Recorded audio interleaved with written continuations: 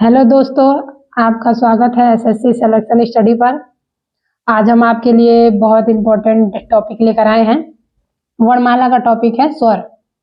पहले हम वर्णमाला का स्वर पढ़ाएंगे, फिर उसके बाद आपको व्यंजन पढ़ाएंगे। और ये टॉपिक सभी एग्जाम के लिए बहुत जरूरी है, जैसे यूपी पुलिस, यूपीएसआई, लेखपाल। अगर आप झारखंड पुलिस का फॉर्म भरे हैं तब भी आप इसे देखिए, ये सभी एग्जाम में आते हैं, उसमें भी आएगा। चलिए दोस्तों, देखते हैं स्वर। स्वर को ही इंग्लिश में वोवेल कहते हैं, ठीक है। स्वर स्वतंत्र रूप से बोले जाने वाले वर्ड को स्वर कहते हैं, ठीक है। जो स्वतंत्र रूप से बोला जाता है उसे ही स्वर कहा जाता है।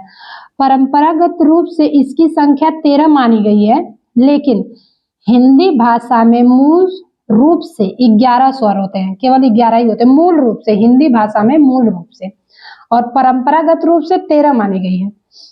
और हिंदी में जो ये मूल रूप से मानी गई 11 स्वर है, अ, आ, ई, उ, री, ए, ओ, औ, ठीक है। हिंदी भाषा में री को अर्ध स्वर भी कहा जाता है, ठीक है। अब आप देखेंगे स्वरों का वर्गीकरण। स्वरों का वर्गीकरण देखिए दोस्तों, बताते हैं आपको, ध्यान से देखिएगा। स्वरों का वर्गीकरण, स्वरों का वर्गीकरण मात्रा उच्चारण के, मात्रा या उच्चारण के आधार पर 3 बताए गए हैं, ठीक है। ह्रस्व स्वर, दीर्घ स्वर और प्लुत स्वर। ह्रस्व स्वर के बारे में आप देखिए, जिनके उच्चारण में कम समय मतलब एक मात्रा का समय लगता है उसे ह्रस्व स्वर, ह्रस्व मतलब छोटा स्वर कहते हैं। अ, ई, उ, देखिए ये अ है, छोटा ई है और छोटा उ है। दीर्घ स्वर, जिनके उच्चारण में ह्रस्व स्वर से अधिक समय लगता है, मतलब 2 मात्रा का समय लगता है, उसे हम दीर्घ स्वर कहते हैं। इसमें आ, बड़ी ई, बड़ा उ, ए, ओ, आता है, ठीक है। अब प्लुत स्वर के बारे में देखिए दोस्तों, प्लुत स्वर के बारे में देखिए, जिनके उच्चारण में दीर्घ स्वर से भी अधिक समय लगता है, मतलब इससे भी ज्यादा समय लगता है प्लुत स्वर में, दीर्घ स्वर से भी ज्यादा समय प्लुत स्वर में लगता है। इसका प्रयोग किसी को पुकारने या नाटक के संवाद में किया जाता है, जैसे यहाँ पे लिखा है राम, ठीक है दोस्तों। चलिए आगे देखिए और ध्यान से देखिएगा, ठीक है दोस्तों। आगे देखिए दोस्तों, जीभ के प्रयोग के आधार पर स्वर 3 है। जीभ के प्रयोग के आधार पर स्वर 3 है, अग्र स्वर, मध्य स्वर और पश्च स्वर। अग्र स्वर देखिए, जिन स्वरों के उच्चारण में जीभ का अग्र मतलब आगे का भाग काम करता है उसे हम अग्र स्वर कहते हैं। इसमें ई, ए आते हैं, आप बोल के भी देख सकते हैं, ई, ए, अग्र स्वर बोलते हैं। मध्य स्वर दूसरा, जिन स्वरों के उच्चारण में जीभ का मध्य मतलब बीच का भाग काम करता है उसे हम मध्य स्वर कहते हैं। इसमें अ आता है, ठीक है। पश्च स्वर देखिए, जिन स्वरों के उच्चारण में जीभ का पश्च मतलब पीछे का भाग काम करता है उसे हम पश्च स्वर कहते हैं। उसमें आ, उ, ओ, आते हैं, ठीक है दोस्तों। चलिए आगे देखिए, तीसरा आप देखिएगा दोस्तों, ठीक है।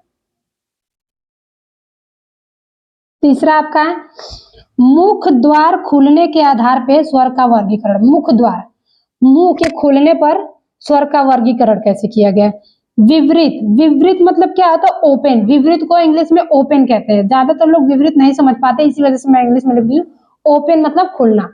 जिन स्वरों के उच्चारण में मुख द्वार पूरा खुलता है, वह स्वर जिनके उच्चारण में मुंह पूरा खुलता हो उसे हम लोग विवृत बोलते हैं। जैसे आ बोलेंगे तो आपका मुंह पूरा खुलता है, ठीक है दोस्तों। अब आ गया अर्ध विवृत, मतलब हाफ ओपन, आधा खुला हुआ। जिन स्वरों के उच्चारण में मुख द्वार आधा खुलता है उसे हम कहते हैं अर्ध विवृत। अ, ए, ओ भी इसमें रहता है, नहीं ओ नहीं रहता है, अ, ए, ये ठीक है, ये अर्ध विवृत में आता है, ठीक है दोस्तों। आगे देखिए, संवृत मतलब क्लोज, संवृत मतलब होता है क्लोज। जिन स्वरों के उच्चारण में मुख द्वार लगभग बंद रहता है, जिन स्वरों के उच्चारण में मुख द्वार लगभग बंद रहता है उसे हम कहते हैं संवृत मतलब क्लोज। ई, ई उ ऊ। आगे देखिए, आगे आपका आ गया है अर्ध संवृत, हाफ क्लोज। जिन स्वरों के उच्चारण में मुख्य द्वार आधा बंद रहता है, आधा बंद रहता है, देखिए दोस्तों मुख्य द्वार आधा बंद रहता है, उसे हम अर्ध संवृत कहते हैं, हाफ क्लोज कहते हैं।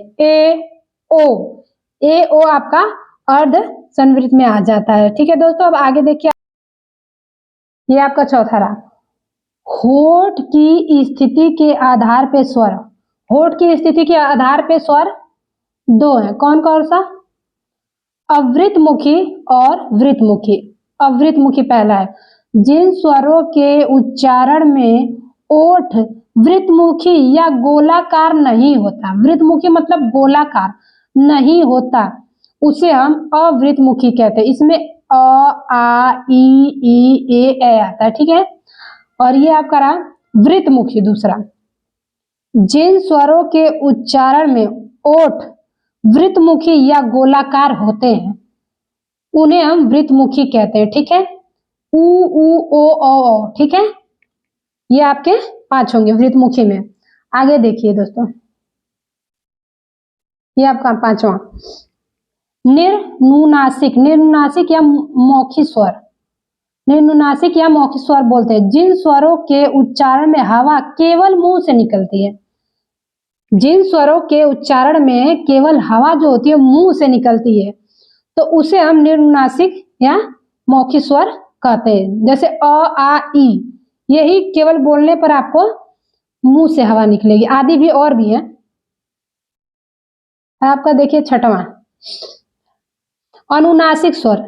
जिन स्वरों के उच्चारण में हवा मुंह के साथ साथ नाक से भी निकलती है, देखिए मुंह के साथ साथ नाक से भी निकलती है, उसे हम अनुनासिक कहते हैं। देखिए स्वर पे चंद्रबिंदी लग जाता है तो वो अनुनासिक हो जाता है। ठीक है, तो बोलने में मुंह के साथ साथ नाक से भी हवा निकलती है। आपका 7वां देखिए, इतना दोस्तों पढ़ लेने के बाद आपको और कुछ पढ़ने की जरूरत नहीं है। स्वर में बस इतने ही डिटेल्स है और इतना ही बताया गया और इतना ही जरूरी भी है बस।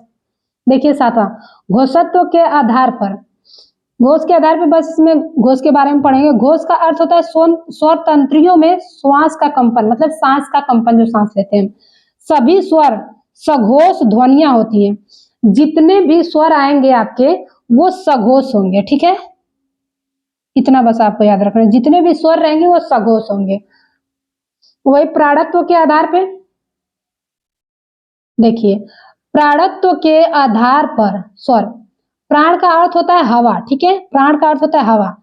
सभी स्वर अल्प प्राण होते हैं, यानी इनके उच्चारण में मुख से कम हवा निकलती है।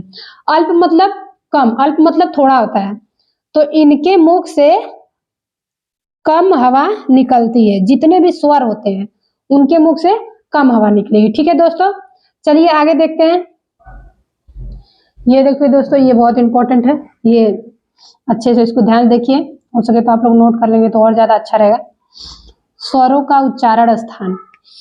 स्वरों का उच्चारण स्थान देखिए, कंठ से कौन कौन से स्वर उच्चारित होते हैं? कंठ से अ आ अ, तालु से ई, ओष्ठ से उ उ, मूर्धा से री, कंठ तालु से ए और कंठ ओष्ठ से ओ। ठीक है, और ये जो है आपका अंग अह, अयोगवाह स्वर होते हैं, इसे अयोगवाह स्वर बोलते हैं। ठीक है, सॉरी, आगे देखिए, सॉरी, ये जो होते हैं आपके अयोगवाह स्वर, ये इस दोनों को मिला के अयोगवाह स्वर है।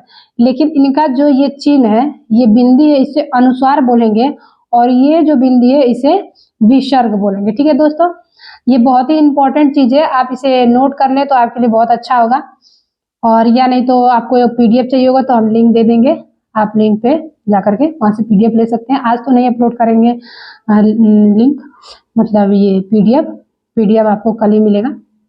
और दोस्तों आपको बता दें कि अगर आप झारखंड पुलिस का तैयारी कर रहे हैं तो ये टॉपिक आपके लिए बहुत इंपॉर्टेंट है, अच्छे से इसको समझे।